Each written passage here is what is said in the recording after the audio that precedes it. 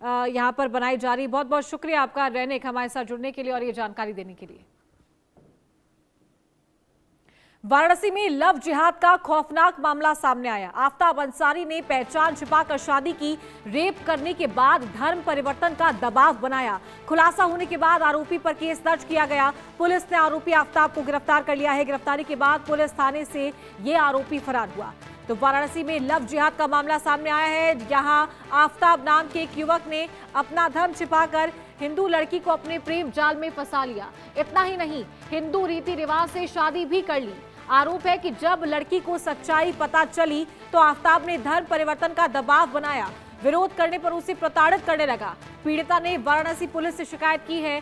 पीड़िता शादी विवाह में वेटर का काम करती थी। तो काम के दौरान ही उसकी मुलाकात साल 2024 में आफताब से हुई थी।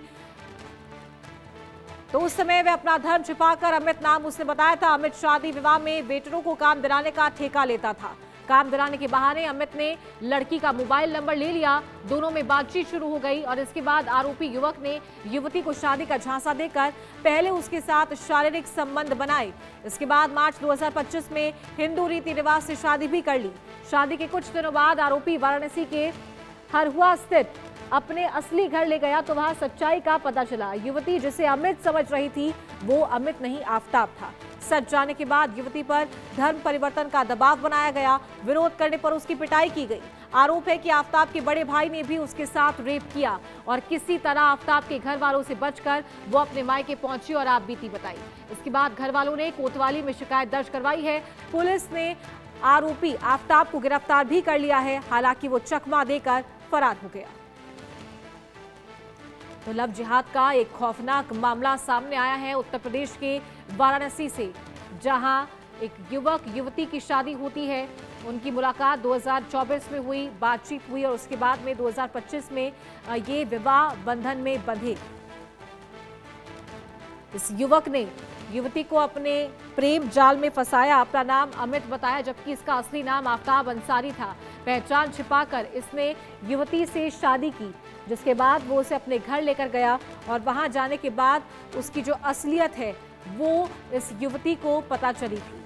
वहां पर इसको प्रताड़ित किया गया। धर्म परिवर्तन का जो दबाव है वो इस पर बनाया गया।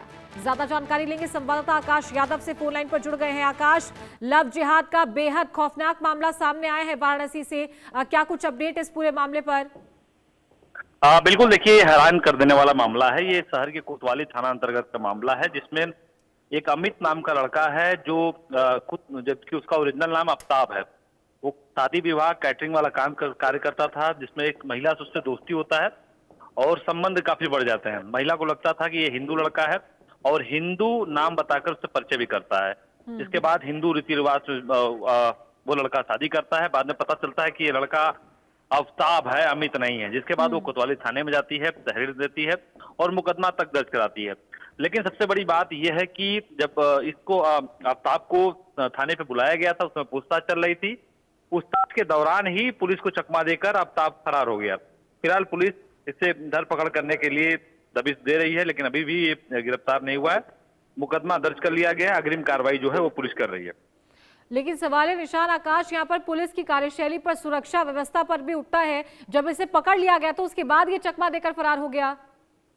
बिल्कुल, देखिए सवाल तो खड़ा होगा कि कोतवाली जैसे थाने में यदि आरोपी को बुलाया गया, गिरफ्तार किया गया, पूछताछ चल रही है, उस दौरान यदि चकमा देकर ये आरोपी भाग जाए तो सवाल बिल्कुल खड़े होंगे। पुलिस पे सवाल खड़े होंगे कि पुलिस आखिर क्या कर रही थी, जिसके ऊपर इतने संगीन आरोप लगे हैं। धर्म छुपा कर विवाह करना, दुष्कर्म करना एक लड़की से, इतने बड़े संगीन आरोप हो, उस आरोपी को यदि पुलिस पकड़ नहीं पाई और थाने से आरोपी भाग गया तो बड़ी विडंबना है। सवाल बिल्कुल पुलिस पे खड़े होते हैं। साथ ही ये जो आरोपी का भाई है, आफताब का जो भाई है, उस पर भी रेप का आरोप लगाया है पीड़िता ने। तो उसको लेकर क्या जानकारी, क्या उसे भी हिरासत में लिया गया है, पुलिस ने गिरफ्तार किया है उसे?